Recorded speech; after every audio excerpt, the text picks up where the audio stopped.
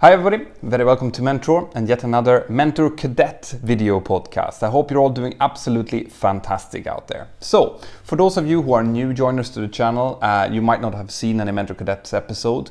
Basically, I have gathered together a group of pilot students in different stages of training, and they have agreed to share their views and their opinions about their training with you guys. So today on the episode, we are going to get to follow Dyfrig, who is in his early PPL stage, and he is going to be talking to you about what to think about when choosing a PPL training organization. Enjoy!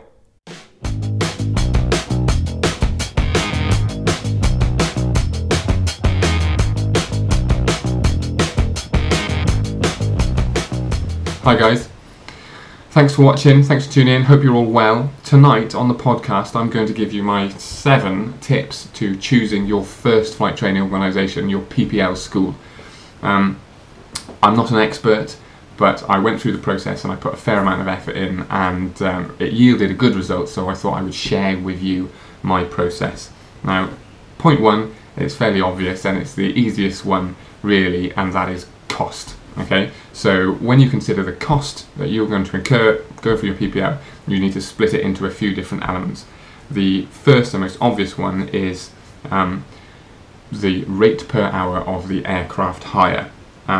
Normally they will just publish you a per hour rate, and that will include instructor and aircraft hire. So find out what the rate is for aircraft and instructor. The next cost you need to consider is membership fees. They vary massively.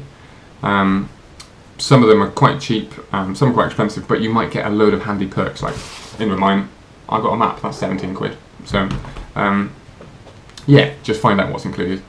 Next, you want to find out what the landing fees are at the airfield. You normally get one landing in with each lesson, but yeah, just make sure that is the case. And then touch and go fees as well. Some schools will charge you throughout your lessons for every touch and go you do. And when you're learning, you will end up doing quite a few. So definitely worth considering. Some schools don't pass the charge on at all.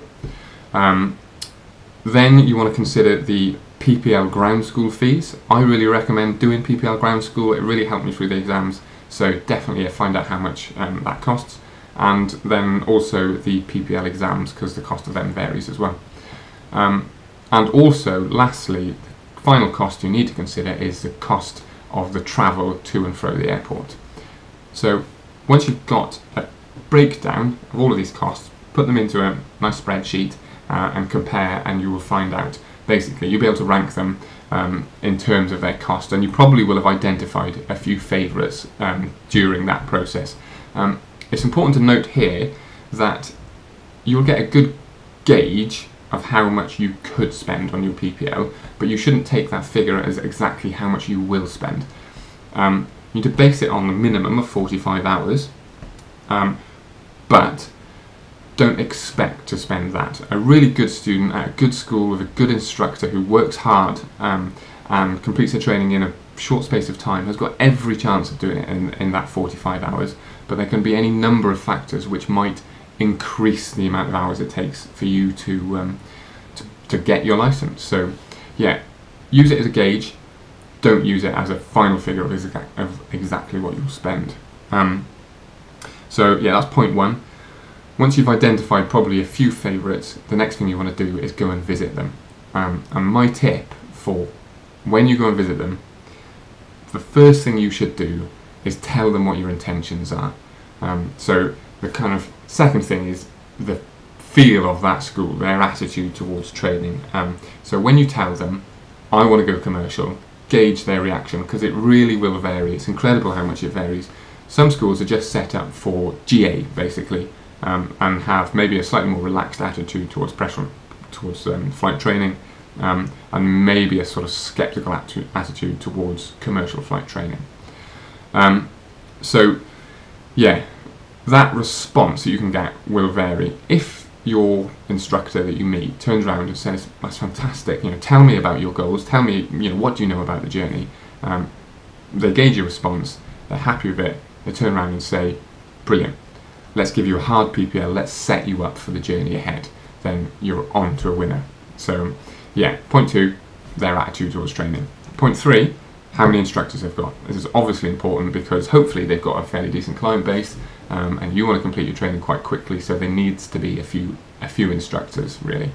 And then really the next point is the background of that instructor, because you will get a massive variation, but what you want is an instructor that kind of suits you and that you respect. It's that relationship that you have. I mean, you're going to spend at least 35 hours, 25 hours with this person next to you learning how to fly, which is an incredible thing. So you've definitely got to have a good relationship with them. You've got to respect them, and hopefully they will respect you, but you'll have to earn it. So yeah, their background's kind of important. Now for me, I'm a mature student. I really like the fact that my instructor is a little bit older than me. We've kind of got similar route into the industry, and I get on really well with him. If he was 21, we'd probably have less in common, and not to say that the training wouldn't be good, but yeah, that I have a lot of respect for my instructor. So yeah, that's important. The next thing is the ratio of aircraft to instructors. You need two things for a lesson. You need an instructor and you need an aircraft.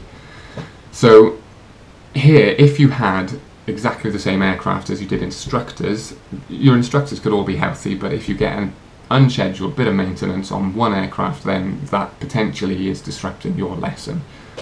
Hopefully that school is also quite popular and they have a lot of just solo aircraft hire, so they need enough aircraft to cover this. So there will be scheduled maintenance, which they can probably diarise and organise, but if you get unscheduled maintenance, then there needs to be available aircraft all the time. So they're constantly, now my school are constantly switching which aircraft I'm going to be in, but there's always enough. So I'm definitely not going to have my training disrupted by there not being an aircraft. So a high ratio of aircraft to instructors is really important.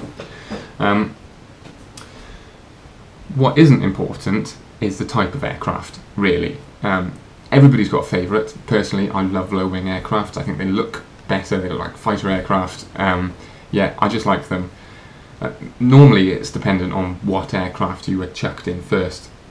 I was actually chucked in a Cessna for my first lesson when I was 20, but yeah, when I started my PPL many years later, it was in a low-wing aircraft, and yeah, I just really like the feel of it. So I like it, but the reality is they're all actually the same basic trainers.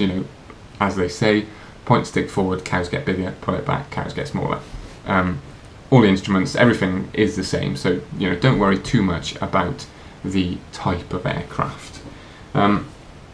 What is important though, and this is point 6, is the maintenance of that aircraft.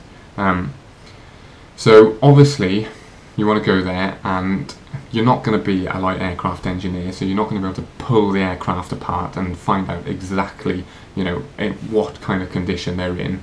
But you will probably be able to get a really good gauge just by A, how professional the school seems, and B, the look, the cleanliness of those aircraft. And yeah, I mean, most of the aircraft you're going to learn on are products of the 1970s, 80s, so there's every chance they'll look a bit tired, but they don't have to. If they're well looked after, they can still look pristine.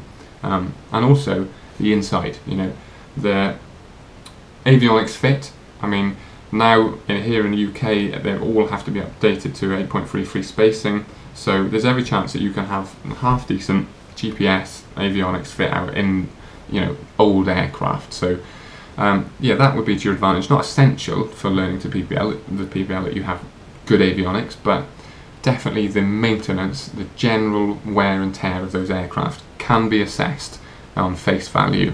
You probably get a fairly good guide for it.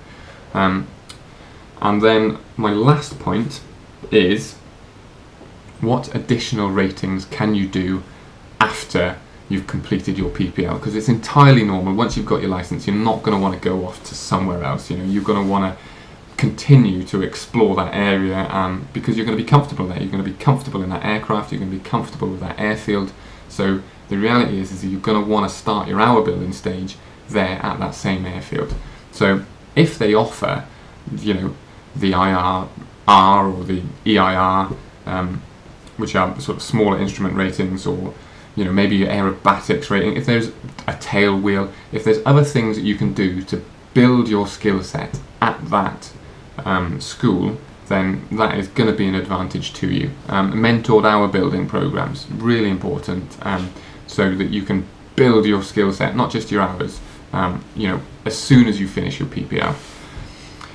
So yeah, those, but also what you should consider is if there is a chance that you can go all the way. So if that school offers, the multi-engine rating, the IR and the CPL, and that fits with your idea for what you've got going through all of your training, and you have budgeted for possibly doing your training with them, then that should really work in their favour, because if you complete your training with one organisation, it increases your chances of doing it in minimum hours, because you won't have a sort of an adjustment period every time you swap between training providers.